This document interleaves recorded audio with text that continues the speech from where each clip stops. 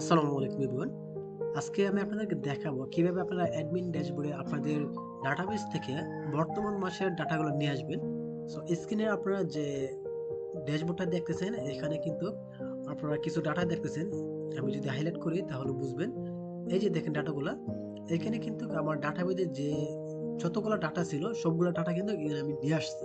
So এখন আমার দরকার জাস্ট বর্তমান মাসের যে ডাটাগুলা এগুলো দরকার। সো এগুলো কিভাবে নিয়ে আসবো তার জন্য আমরা দেখি বিস্তারিত কিভাবে করতে হয়। Let's see.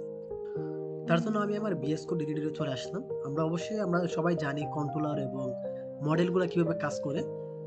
সো এখানে দেখেন আমি কিন্তু বর্তমানে ডাটাগুলো কিভাবে দিছি।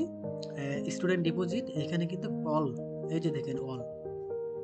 এখানে মডেল থেকে আমি অল যে সমস্ত ডাটাগুলা আমি এখানে কম্প্যাক্ট করে পাঠিয়ে দিছি।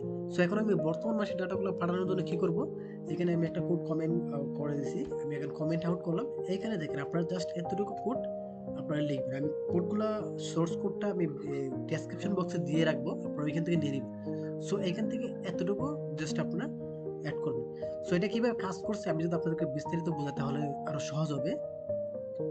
সো দেখেন এখানে ওয়ার মান্থ দিলাম। মান্থ দেওয়ার পর ক্রিয়েটেড, সুতরাং তারিখগুলো দিলাম। তারপর কার্বন নাও অবশ্যই কিভাবে অ্যাড করতে হয় আমরা জানি। তারপর মান্থ, তারপর ইয়ার।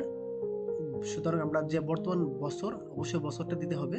সো তারপরে ক্রিয়েটেড দিয়ে কার্বন নাও ইয়ার গ্যাট, তারপর অবশ্যই গ্যাট দিতে হবে।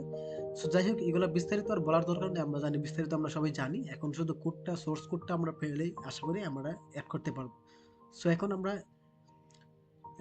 এখানে একটু চেঞ্জ করে আমি আপনাদেরকে দেখাই। এই যে কারেন্ট ডিপোজিট মান্থ, আমি এখন কি করব, এই কোডটাকে আমি কমেন্ট করে দিব। এই কোডটার দরকার নাই, আমি এখানে কম্প্যাক্ট করছি যেটা, এটাকে কারেন্ট মান্থ দিয়ে দিলাম। সো দেওয়ার পরে আমি এই যে কোডের মধ্যে আমি যে পেজের মধ্যে আমি ডাটাগুলো সব দেখতেছি সেই পেজে আমি এখন চলে যাব। হোম ব্ল্যাক, এই যে এখানে এই পেজে চলে আসার পর আমার এখানে ছিল আগে স্টুডেন্ট ডিপোজিট, এখন আমি কারেন্ট ডিপোজিট দিলাম। তারপরে আমরা জানি পরিস্লোপের মধ্যে কিভাবে ডাটাগুলো রিড করতে হয়। তারপর যে প্রত্যেকটা এই ভেরিয়েবলের মধ্যে আমরা পেয়ে যাব। সো এখন যদি আমি রিলোড দিই ব্রাউজারে গিয়ে, তাহলে আশা করি বর্তমান মাসে আমি একটা ডাটা অ্যাড করছি, একটা ডাটা দেখেন। So that's it. আপনারা যদি বুঝতে অসুবিধা হয়, যদি আপনারা অ্যাড করতে না পারেন তাহলে কমেন্ট বক্সে কমেন্ট করবেন কোন জায়গায় আপনারা আটকে আছেন। আর যদি ভিডিওটা দেখে আপনাদের একটু হলেও উপকৃত হয় তাহলে অবশ্যই লাইক এবং শেয়ার করে দিবেন। আর পরবর্তীতে এমন ভিডিও পাওয়ার জন্য চ্যানেলটা সাবস্ক্রাইব করে রাখতে পারেন। আজকের মতো এতটুকু। আপনারা সবাই ভালো থাকবেন। আল্লাহ হাফেজ।